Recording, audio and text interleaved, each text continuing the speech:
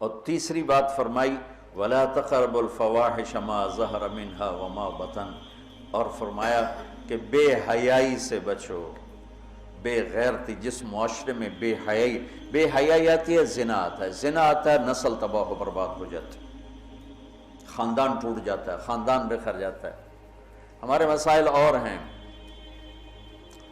ہماری پریشانی ہماری بددیانتی، کھوٹ، جھوٹ کی وجہ سے کچھ نہ کچھ ہمارا فیملی سسٹم پھر بھی موجود ہے، لیکن یورپ تباہ ہو چکا ہے، مغربی ملک تباہ ہو چکے ہیں کہ ان کا فیملی سسٹم ٹوٹ چکا ہے، وہاں نہ کوئی ماں ہے، نہ کوئی باپ ہے، نہ کوئی بھائی ہے، نہ کوئی بہن ہے، نہ کوئی بیٹی ہے، نہ کوئی بیوی ہے، وہ انتہائی کرب کا شکار ہے۔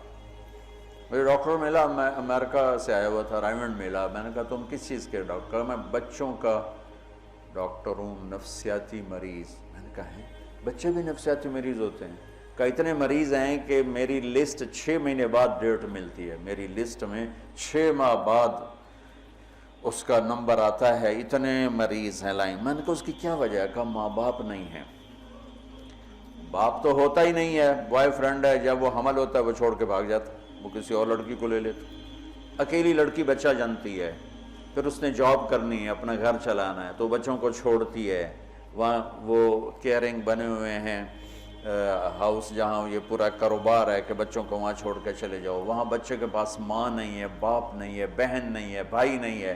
وہ آنکھ کھولتا ہے تو ایک غیر مانوس ماحول میں ہوتا ہے۔ کہا ہم وہاں جہاں یہ بیبی کیئرنگ بنے ہوئے ہیں سینٹر، وہاں دیواروں کے اوپر فوم لگا ہوا ہے، چونکہ بچے ٹکرے مارتے ہیں دیواروں میں، اپنا سر پھاڑ لیتے ہیں۔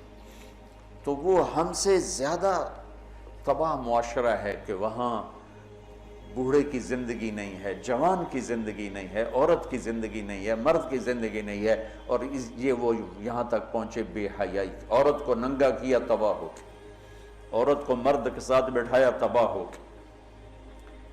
میرے رب نے حد فاصل کرا، عورت الگ جنس ہے، مرد الگ جنس ہے، عورت کے لیے گھر کی زندگی ہے، مرد کے لیے بازار کی زندگی ہے۔ جب تم بڑے دانشور بنو گے اور ایک ڈیسک پہ ان کو بٹھاؤ گے تو بے حیائی آج کی یونیورسٹیوں میں جو کھلم کھلا، میں زبان سے کیسے کہوں، اپنا ہی پیٹ ننگا کرنے والی بات۔ میرا رب کہہ رہا لا تقربوا الفواحش ما ظہر منہا وما بطن، کہ بے حیائی کے قریب نہ جاؤ، بے حیائی کے قریب نہ جاؤ۔ کہ اچھا، یعنی زنا کے بارے میں اجل لا تقربوا الزنا، یہ نہیں کہا کہ لا تزنو، زنا نہ کرو، کہا لا تقربوا، زنا کے قریب نہ جاؤ۔ قریب جانے کا کیا مطلب ہے؟ بے پردگی، آوارگی، مکس گیدرنگ، عورتوں کے چھوٹے کپڑے، اور اب جسم کو ننگا کرنا، نمائش کرنا۔ یورپ کی عورت بیچاری کو تو پتہ نہیں ہے، وہ نہ ماں ہے، نہ بیٹی ہے، نہ بہن ہے، نہ بیوی ہے، وہ ایک ٹیشو پیپر ہے، استعمال کر کے پھینک دیا جاتا ہے۔ مغرب کی عورت انتہائی مظلوم ہے، دیکھنے میں وہ نظر آ رہا ہے آزادی نہیں ہے، اللہ کی قسم کربناک زندگی ہے، کربناک زندگی۔ اس لڑکی کا کیا حل ہوگا جو 11 سال کی عمر میں اپنا خاوند ڈھونڈنا شروع کرے اور 20 نوجوان اسے استعمال کر کے پھینکتے چلے جائیں، اس کی کیا زندگی ہوگی؟ اور اس نوجوان کی کیا زندگی ہو جو بیوی کی تلاش میں دھکے کھا مر جائے اور اسے کوئی وفادار لڑکی نہ ملے۔ عورت کو شوہر نہیں ملتا، مرد کو بیوی نہیں ملتی، اس لیے وہاں کی نسل گھٹ گئی ہے۔ تو میرا رب کہتا ہے لا تقربو، لا تقربو کا مطلب ہے کہ جو چیزیں بدکاری کو ہوا دیتی ہیں وہ ہے مرد عورت کا کھلا اختلاف، عورت کی بے پردگی، اور عورت کا کپڑوں سے باہر آ جانا۔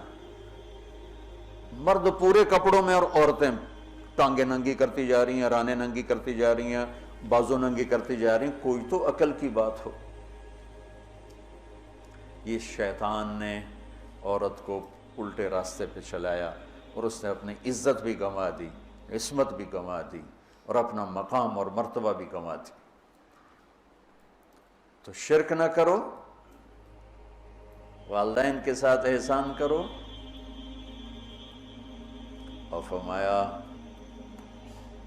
بے حیا نہ بنو، بے حیا نہ بنو، بے غیرت نہ بنو۔